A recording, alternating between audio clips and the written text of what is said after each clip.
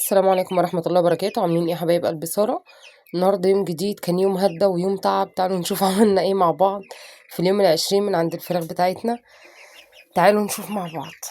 السلام عليكم ورحمة الله وبركاته. عاملين ايه يا حبايب قلبي؟ النهاردة ان شاء الله يوم جديد من قدام الفراخ بتاعتنا. النهاردة يوم العزال.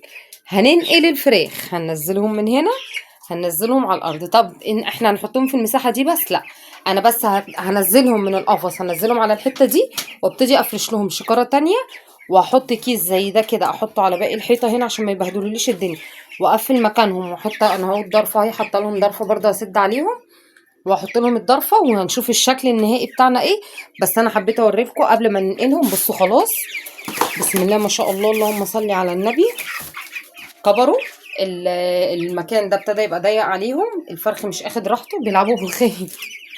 الفرخ هيبتدي ما يبقى مش اخد راحته، واحنا ما بنحبش كده. انا بحب المكان يبقى المكان كويس عليهم، المكان يبقى مكفي مع عددهم. هما بسم الله ما شاء الله، الله اكبر، كبروا خلاص. فالمكان بقى ضيق عليهم، فهننزلهم بقى على الارض وهنشوف المكان في الاخر. هنشوف النظام بتاعنا هيبقى ايه. العلافه دي هنحط لهم، طبعا هما بيحبوا العلافه الطويله دي، هبتدي احطها لهم على الارض، بس هرفعها برضو بقوالب طوب يعني وحاجات. هنشوف الخلطه اللي هنحط لهم ايه النهارده ويومنا هيمشي ازاي. انا قفلت الحته دي اهي، بصوا، عشان الحيطه برضو ما يبهدلوش الحيطه. حطيت كيس كده واهو المكان بتاعهم. الشكارة اهي، هحط واحدة تانية زيها هنا برضه، هفرش شوية نشارة. النشارة طبعا هزود انا النشارة دي، بس اللي هي الفرشة في الصيف ما بتبقاش تقيلة قوي عشان برضه الحر والاجهاد الحراري بتاعهم. هفرش واحدة زي التاني زيها هنا، هشيل بقى دي خالص كده وهشيل السبت واحط لهم فرشة تانية ونشوف هنعمل ايه مع بعض. طيب لحد ما نخلص ان شاء الله موضوع نقلهم وكده، هنشوف هنحط ايه النهاردة. شايفين دي ليمون على نص كوباية شاي، هحط في مية شوية الليمون بالشاي، وفي المية التانية هنحط حتة خميرة مع عسل. قطعة خميرة بيرة، يا رب تكون باينة، قطعة خميرة بيرة معاها شوية عسل. الحلبة طبعا انا خلصتها لهم، الكنكة بتاعت الحلبة اللي احنا كنا حاطينها خلصتها لهم الحمد لله. عقبال ما احنا بقى ننقل ونظبط الكلام ده، تكون الخميرة هنا دابت مع العسل والشاي بليمون. هقلبه لهم، احط لهم المية وانزلهم ونرجع نشوف هنعمل ايه مع بعض الخلطة. الخميرة على فكرة ما بتاخدش وقت. بصوا اهي ابتدت تغير وابتدت. انا ايديا نضيفة يا جماعة والله، دي الحرقة، فاكرين الحرقة ايديا نضيفة ما تقلقوش. عايزة اقول لكم انا في موضوع غسل الايدين ده موسوسة.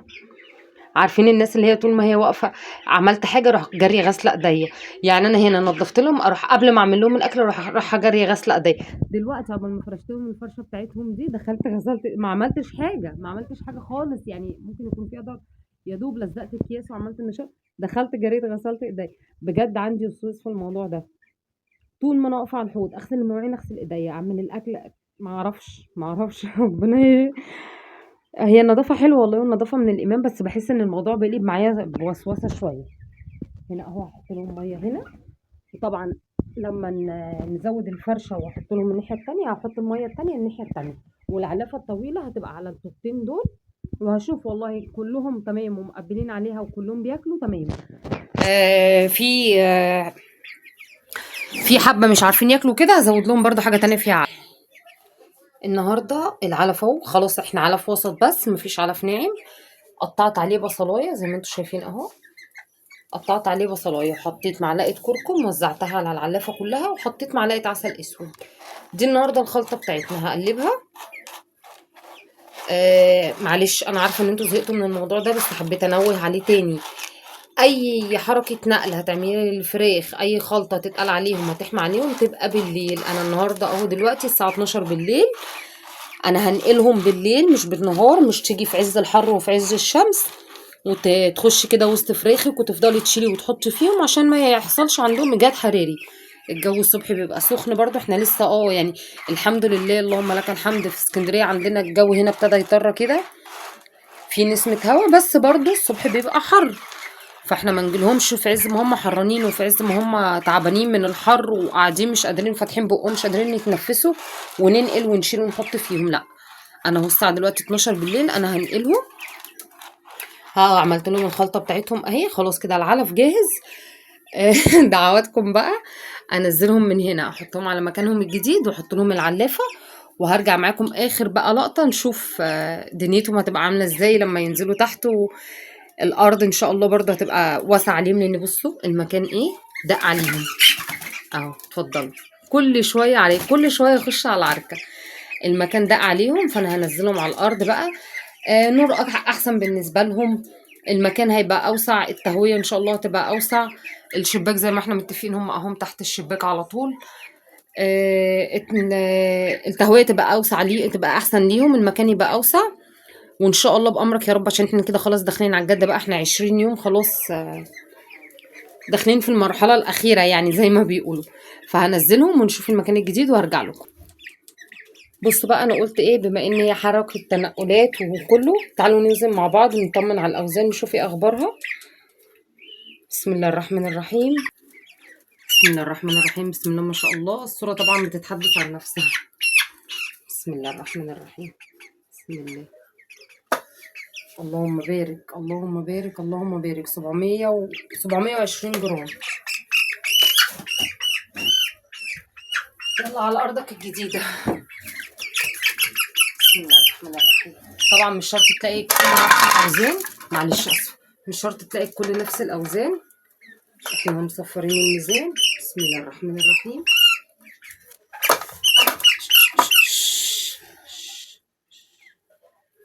بس ما تخافش ما تخافش ما تخافش، اقف بقى. بسم الله الرحمن الرحيم. 740 جرام تقريبا. يلا على ارضك يلا. انا من غير ما انزل انا كنت عارفه ان هم ما شاء الله المكان، بصوا حتى وانا بطلعهم من السبت خلاص، يعني احنا لو سيبناهم شويه كمان عشان نيجي بقى نطلعهم او ندخلهم هيبقى اذيه ليهم. اللهم بارك اللهم بارك. الله اكبر الله اكبر. 950 جرام ما شاء الله ما شاء الله. احنا النهارده 20 يوم اهو. لا لا بالراحه، تعالي تعالي تعالي ماشي. بصوا يا جماعه انا ماسكاه ازاي. هتمسكيه من الجناح بس غلط، هتمسكيه من عند راسه، هتمسكيه من اي حاجه غلط. بصوا بقى الزغب الاصفر اللي كنت بقول لكم عليه، شايفين الحته دي في الفرخ، يعني هنا اهو ما شاء الله الجناح بقى ابيض، الحته دي في الفرخ كده طول ما هي صفرة تعرفي ان الله اكبر الفرخ لسه هيديكي وزن. بسم الله الرحمن الرحيم. 940 جرام ما شاء الله.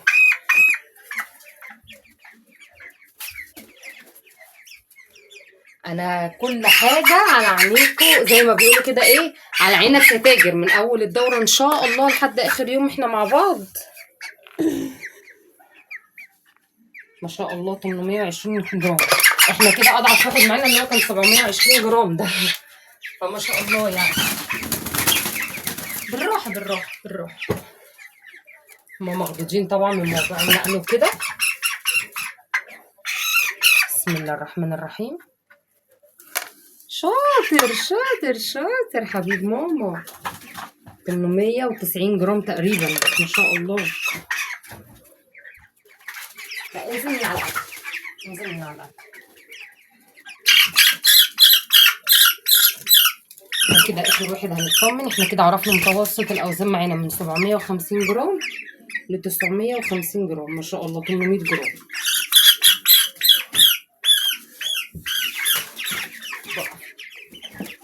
كده. انا خلاص بقى هشيل الميزان كده، احنا اطمنا، او انا هطمن بقى على باقي الاوزان. احنا كده عرفنا متوسط الوزن بتاعهم من 750 جرام ل 900 جرام. هوزن الباقي وهنزلهم وهرجع لكم تاني. بصوا بقى انتوا بعينيكم، بصوا العلافه اللي كانت مليانه، عقبال ما فرشت لهم بس الحته دي وحطيت الكيسه قلبوا اكتر من نص كيلو علف على الارض. رجعت لميته تاني. انا غلطانه اللي هم صعبوا عليا، انا غلطانه هم صعبوا عليا وقلت احط لهم الاكل عقبال ما اخلص انا النقل واخلص اللي انا بعمله.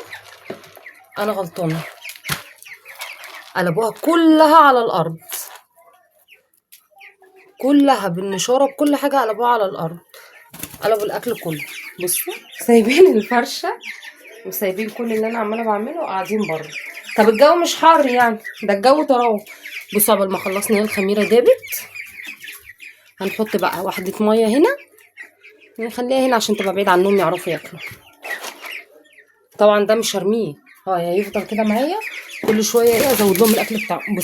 بص البهلوانات بقى، بهلوان حضرتك انت. اراجوز جايبه اراجوز هنا عندي نمره في البيت، وانا بغير لهم عمالين اللي ينط واللي يعمل. كل ما اقول للواحد فيهم هش يطير لي لفوق وينط ويعمل. وعايزين نربي بلدي. ربي بلدي ايه والنبي؟ ده البيضه كانت محبوسه. يعني انا عايزه اقول لكم ان هم في السبت كانوا محبوسين. تعالى رايح فين؟ في السبت كانوا محبوسين. اتفرجوا بقى على النمر واتفرجوا على الشقلباظات اللي هيعملوها طالما نزلوا على الارض. هنشوف مع بعض اليوميات بتاعتهم. كده احنا اليوم 20. غلطة عمري ان انا نزلتهم تاني على الارض. بس كبروا يعني ما شاء الله كبروا. ما كانش ينفع ان هم يفضلوا في السبت. خلاص ما شاء الله زي ما انتوا شفتوا الاحجام وشفتوا الوزن معايا النهارده. ده كده كان يومنا. هقفل بقى عليهم انا بالضرفه واشوف لهم حاجه تانية من هنا كده. الحته دي كده احط لهم حته حاجه هنا كده تقفل عليهم، عشان لو سبت لهم الموضوع في الصيف هتلاقيهم ايه انتشروا في الشقه. كده يومنا ال20 خلص على خير. اهلا بيهم في فرشتهم الجديده. ان شاء الله بكره يوم جديد من قدام فراخنا. هنشوف هنعمل ايه مع بعض. يوم بيوم مع بعض. النهارده اطمنا على الاوزان الحمد لله اللهم بارك. كانت اكبر من توقعاتي الحمد لله، اكبر من يعني الايام الحمد لله رب العالمين. اخدين يومهم حلو. الوزن بيبان عليهم، شقوتهم زي ما انتم شايفين منتشرين الحمد لله رب العالمين. اشوفكم بكره في يوم جديد ان شاء الله من قدام فراخنا. استودعكم الله الذي لا تضيع ودائعه، واشوفكم بكره على خير.